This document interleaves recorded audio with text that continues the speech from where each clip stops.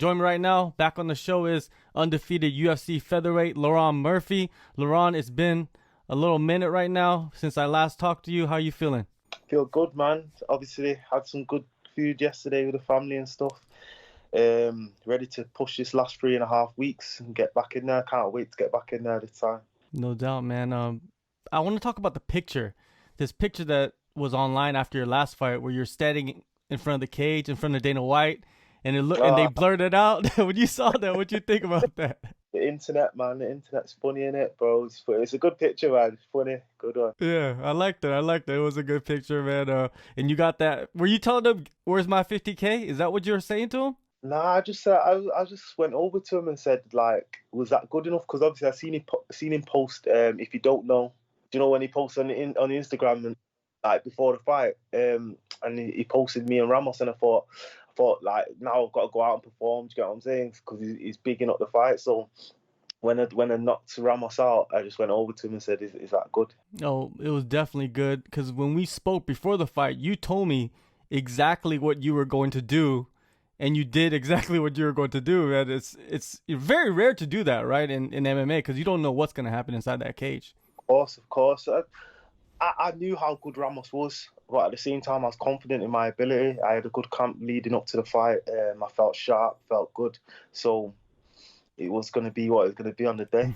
Yeah, definitely. Now, after the fight, after the Ramos fight, about a month later, I saw that you re-signed with the UFC. What can you tell me about the deal? I just got a new deal, another 4 fights, a bit more money and stuff. So I'm happy. I'm good to go. We want to keep winning. We want to keep getting new contracts. Like, I want to spend the rest of my career with the UFC in it. So just got to keep on track, keep winning. Yeah, you're getting a good start, man. 2020 has been good. You're leading into 2021. Now, you said you wanted to come back to the octagon at the end of 2020. Well, were there any matchups that they had and they fell through, or did something change? So what happened was we was waiting on a matchup, but we ended up getting a call for a late matchup, which we wasn't ready for. It was only, I think they give us like 3.5 weeks or something, but we was just rehabbing from an injury, so we wasn't ready for that matchup, so we couldn't take that fight. But they give us one in January, which is soon enough for me. As long as I can get 3-4 fights in next year, I'm happy. Yeah, the injury, I saw that you were getting PRP injections. Is that something that you want to kind of keep hush hush, or are you open about it?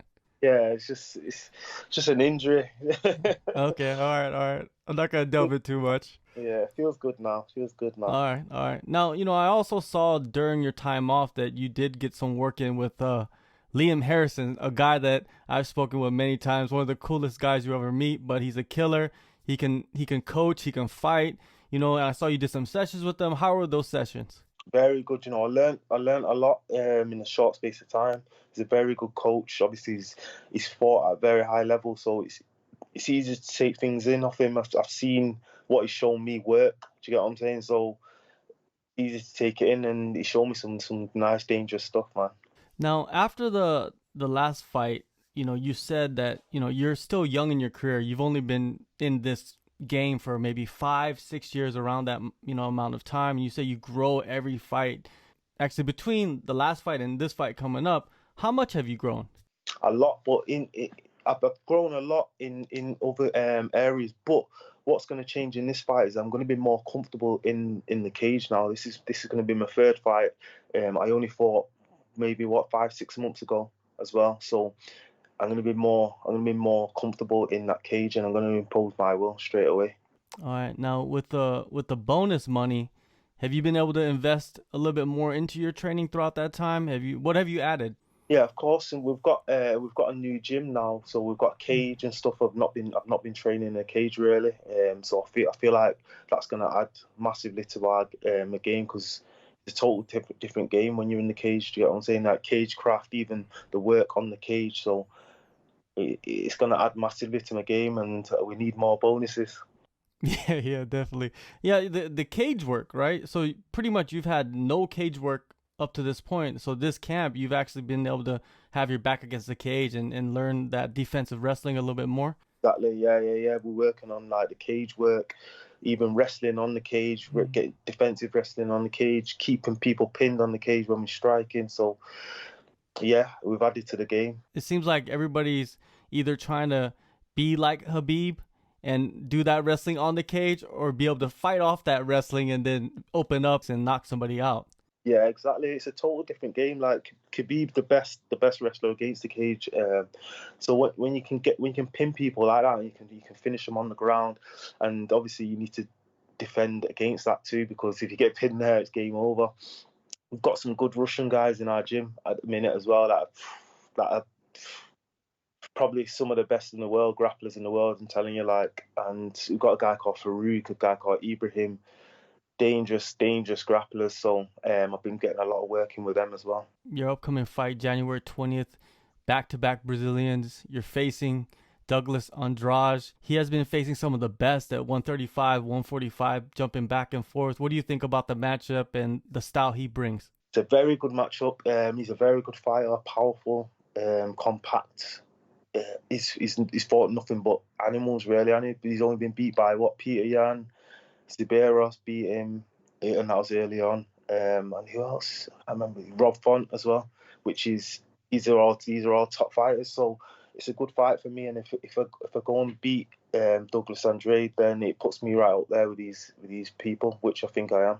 I've been watching the news recently, and the UK's been on the news about cracking down because of the pandemic. Is the Yeah. government tightening up things, or is that kind of fake? Because you live there, you know what's up. Yeah, just in London. So London's gone into tier four now, where most of the shops are shut and stuff.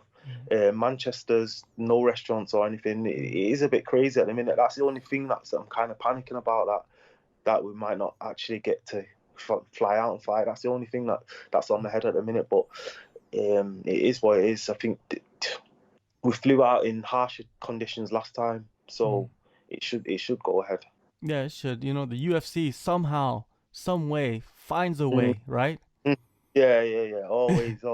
Like done a massive job, like, so, and because the flights are chartered and we get tested a good few times, I think everything should be good. Did you have the quarantine before you flew out last time? Yes, but this time's even worse. So last we had to quarantine in London for 3 days, 2 or 3 days, fly to Abu Dhabi, quarantine again, have a few tests there again, and then we could walk about, but only in like a confined space.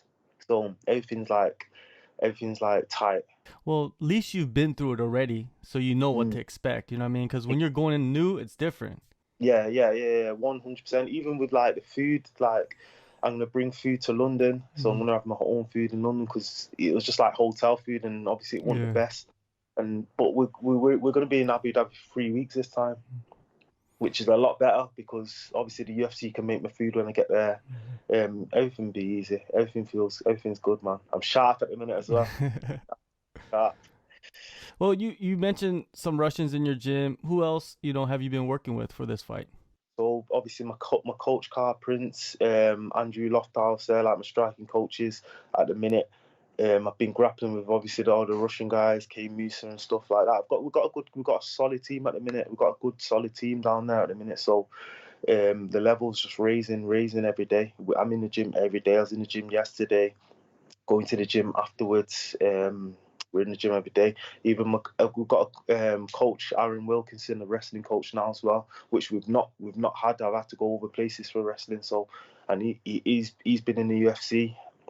He brings great knowledge to the team. So it's great, man. Things are looking up.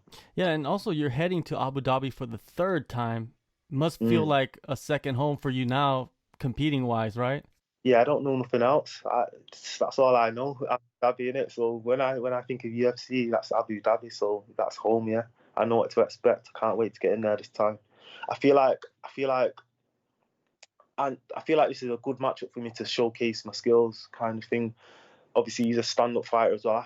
I think he's going to try wrestle because he's going to struggle with the range. I feel like he's going to struggle with the range, and he's going to wrestle. So, with the Ramos fight, he come out throwing some mad spinning stuff. So I couldn't really get my timing like on the feet for a second.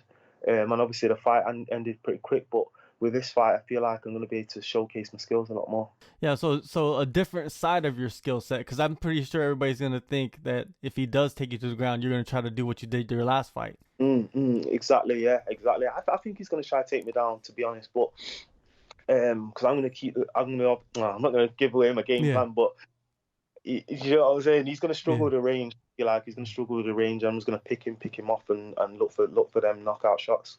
So do you feel like this fight you end up most likely taking him out on the feet? Do you see a knockout in this one too, but just at a different position? Yeah, I feel like this fight's going to take place mostly on the feet. I could ground and pound him if it goes to the floor, but I want to stand up a lot more in this fight. You want to throw them heaters, huh?